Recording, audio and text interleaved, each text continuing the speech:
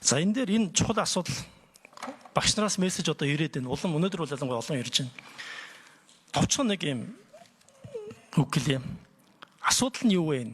Алдаа нь юу юм бэ гэдэг дээр дүгнэлт заавал хийх ёстой бид нар. Энэ бол бодлогын алдаа.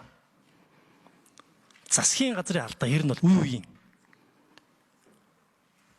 Төлөвлөгөөн дээр эмч багш нар чухал гэсэн хэрнээ цалингийн нэмэх төсвийг тавьдаггүй, шийдвэр гаргадаггүй, бодлого байдаггүй.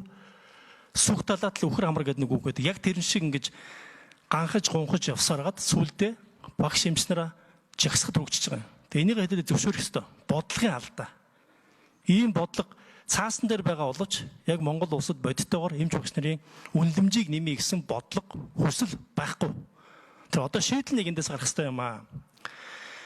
Бас нэг анхааруулж хэлэх юм, өмнөх олон хэсгүүдээр гарч ирсэн сангийн яамнаас ч юм уу ялангуяа төсөв боловсруулж байгаа хүмүүсээс албан тушаалтнуудаас инфляц төсөв хүрэхгүй байх гэсэн юм ярьж байгаа ийм юмыг улсын хурлд ярихгүй.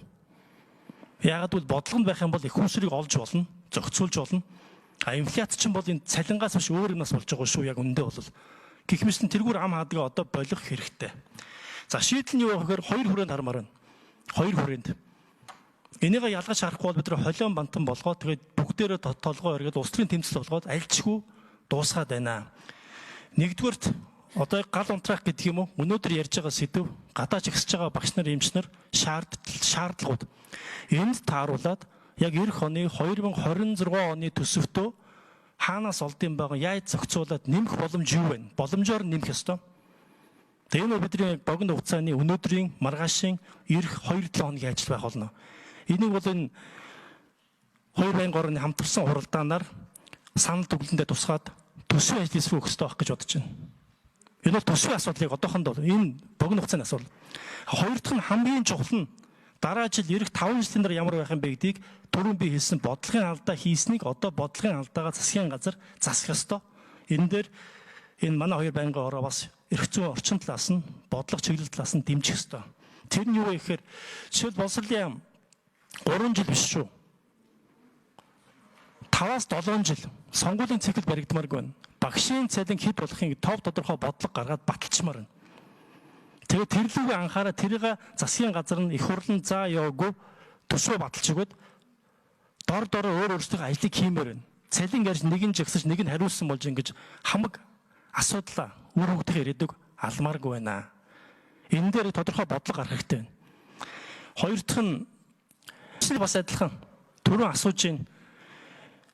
Эмчийн цалинг тэр эрүүл мэндийн даатгалын сантай холбож уяад тэр эрүүл мэндийн даатгалаараа сандаа чирэгдүүлээд ингээд яваад байх юм уу? Хаяад яваад байх юм уу?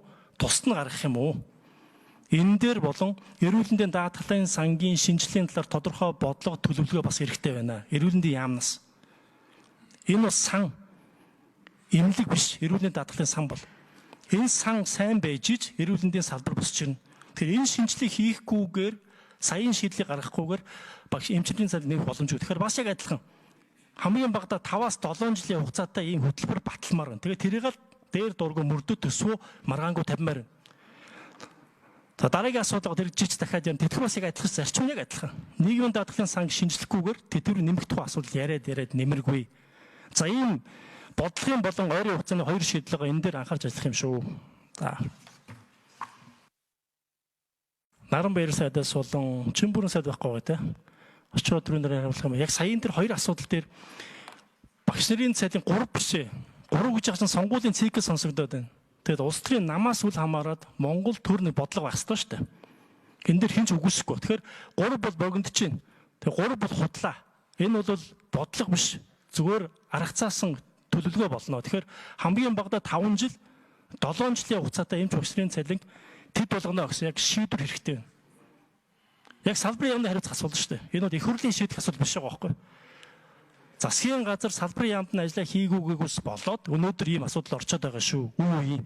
Тэгэхээр энэ дээр боловсролын яам болон эрүүл мэндийн яамнаас яг ямар төлөвлөгөө бодлого гаргах гэж байгаа вэ? Энэ тодорхой байх юм бол тэрийг л хэдүүлээд тал талаасаа хянаад хэрэгжүүлээд төсвийн тавиад жагсахгүйгээр дор ажиллаа хийгээд явцгаая. За энэ хоёр яамнаас нь товчхон хариулж өгөөч. Энэ дээр олон юм хэрэггүй зүгээр яг тийм байгаа байхгүй гэл.